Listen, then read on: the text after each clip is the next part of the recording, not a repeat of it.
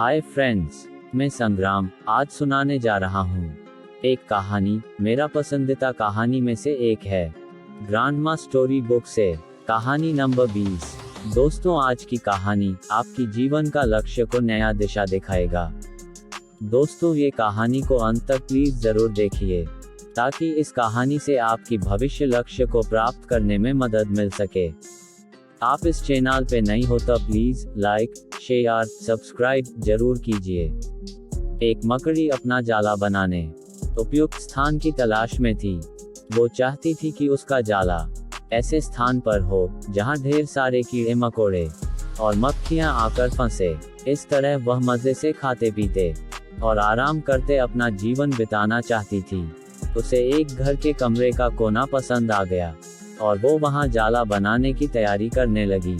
उसने जाला बुनना शुरू ही किया था कि वहां से गुजर रही एक बिल्ली उसे देखकर जोर जोर से हंसने लगी।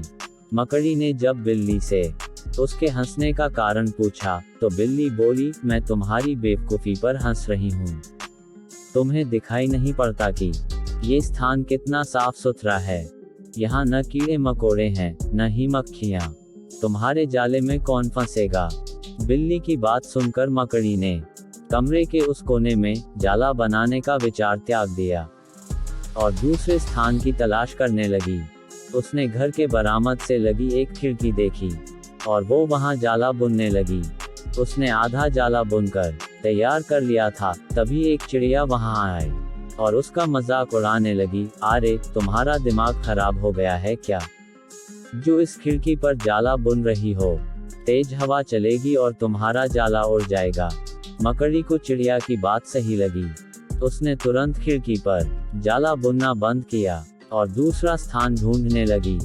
ढूंढते ढूंढते उसकी नजर एक पुरानी अलमारी पर पड़ी। उस अलमारी का दरवाजा थोड़ा खुला हुआ था। वो वहां जाकर जाला बुनने लगी। तभी एक छिपकली वहां आया और उसे समझाइश देते हुए बोला, इस स्थान पर जाला बनाना व्यर्थ है। यह अलमारी बहुत पुरानी हो चुकी है। कुछ ही दिनों में इसे बेच दिया जाएगा। तुम्हारी सारी मेहनत बेकार चली जाएगी। मकड़ी ने छिपकली की समझाइश मान ली और अलमारी में जाला बनाना बंद किया और दूसरे स्थान की खोज करने लगी। लेकिन इन सब के बीच पूरा दिन निकल चुका था। वह थक गई थी और भूख प्यास से उसका हाल बेहाल हो चुका था। अब उसमें इतनी हिम्मत नहीं रह गई थी कि वह जाला बना सके। थक हार कर वो एक स्थान पर बैठ गई। वहीं एक चींटी भी बैठी हुई थी। थकी हारी मकड़ी को देखकर चींटी बोली, मैं तुम्हें सुबह से देख रही हूँ। तुम जाला बुनना शुरू करती हो और दूसरों की बातों में आकर उसे अधूरा छोड़ देती हो।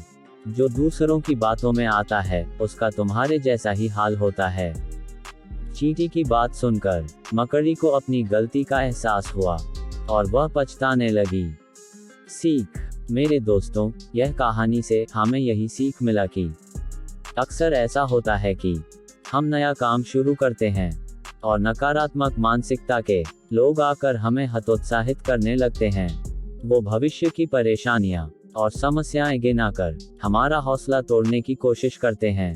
कई बार हम उनकी बातों में आकर अपना काम उस स्थिति में छोड़ देते हैं जब वो पूरा होने की कगार पर होता है और बाद में समय निकल जाने पर हम पछताते रह जाते हैं। आवश्यकता है कि जब भी हम कोई नया काम शुरू करें तो पूर्ण सोच विचार कर करें और उसके बाद आत्मविश्वास और दृढ़ निश्चय के साथ उस काम में जुट जाएं। काम अवश्य पूरा होगा। जीवन में सफलता प्राप्त करनी है तो लक्ष्य के प्रति ऐसा ही दृष्टिकोण रखना होगा। आशा है आपको मकड़ी और चींटी की कहानी पसंद आई होगी। ऐसी ही प्रेरक कहानी देखने के लिए ग्रैंडमा स्टोरी बुक को सब्सक्राइब अवश्य करें और कहानी अच्छा लगा तो लाइक, शेयर, कमेंट अवश्य करें। धन्यवाद।